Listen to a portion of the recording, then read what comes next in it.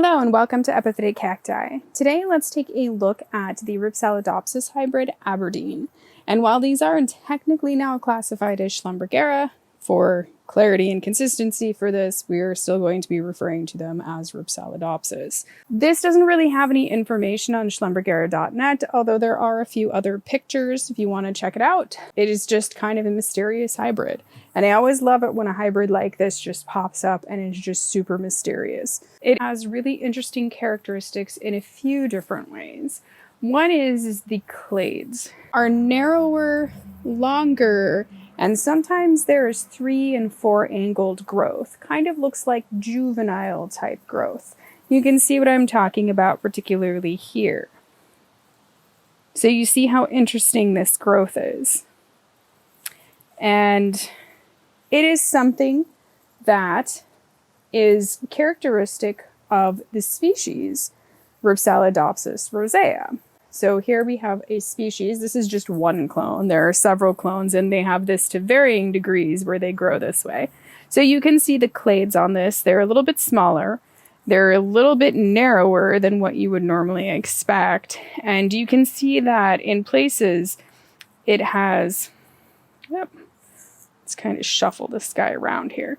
And you can see that in places it has some kind of interesting like angled growth. And like I said, it can be in varying degrees on different clones. I have a few different ones of these. As well as in a lot of the different clones that I have, they have a little bit of that outer ring is a reddish color. So the outside of the clades are outlined in red, and you can see that in this plant too. So that leads me to believe that this particular plant must actually be a little bit closer to being a species hybrid. So I am guessing that this was probably a hybrid either directly with a species Rhipsalidopsis rosea or a hybrid of something that was very close to having been a hybrid with the species Rhipsalidopsis rosea. And that is pure speculation, but it seems very evident, I guess, by the appearance of the clades that would have been some part of the case with this particular hybrid. You can see that I have 3 of these plants. I have kind of a smaller one and 2 larger ones. I actually believe that at one time I had another one. And I think that what happened was, and I'm very bad for this, is not really repotting when they should be repotted. That is a very easy way to lose a plant, especially if you have to move them indoors and keep them throughout like the winter time where you have a cold climate and the heaters are running. It's the number 2 way to really absolutely murder one of these. The number 1 way is by giving them too much water.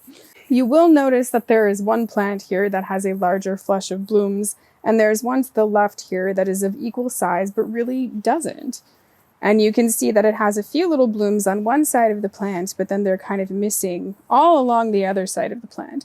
There are a few things I'm going to note about this hybrid. This seems to be a little bit of a shy bloomer. The reason why this is like this is because the way that these plants would have been positioned. This plant would have been sitting along the edge like this, getting a lot of sun in this area of the plant, whereas this one was behind it like this. And it would have had more shade cover from other plants, so just these clades were really exposed to a lot of sunlight. And that's the number 1 trick if you want to get your Rhipsalidopsis to bloom. Really big flushes of blooms. It's not about fertilizer or anything like that. Really and truly, you just need to make sure that they get a substantial amount of light. These are in a completely open part of my yard, but because of all of the trees and stuff, they can't really get full sun.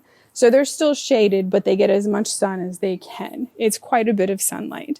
So if we come way in here to take a really close look at this flower, if we get really right up in there, and I do not know if this will translate onto camera, but if we get right up in there, you can see that there is a tiny little bit of a brighter color that is just right in the throat, like a little bit of a mid-stripe there. It's real short, but it's a little bit more of an orange color. A lot of times Rhipsalidopsis hybrids will have that when the flower first opens, and then it will kind of slowly go away. So if you see pictures sometimes where you'll see like a red hybrid that has little orange streaks in the throat, it's possible that it will actually fade as those blooms get a little bit older. So as it goes outward, it's definitely just much more of a red midstripe. And then you can see that there is a fuchsia that is on the outer edges of these petals. So it is somewhat of a colorful hybrid, which is the other thing that makes this one very interesting, especially for one that just popped up out of nowhere. One of the things that I never really like to miss is the backside of these flowers. I always like looking at the backside because I think the backside of these flowers is just really beautiful. So just want to make sure that we get a backside view. Really pretty. You can see these are flowers that are really just opening. And as these guys first start to open, they don't really open super wide at first. They kind of slowly, over a few days, they'll slowly sort of keep on opening. Like this might be this flower's first day opening. This one right here might be, like day number 2. This might be, you know, a little bit later. And then as it goes on, you can see that they do open wide.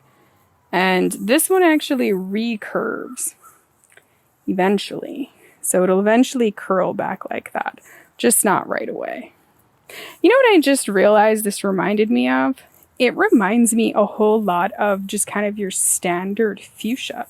You know, your red and purple kind of fuchsia, or your red and fuchsia kind of fuchsia, really. That is the exact coloration on this hybrid. I hope that you've enjoyed looking at the Rhipsalidopsis hybrid Aberdeen with me. Thank you for watching, and happy cacti growing.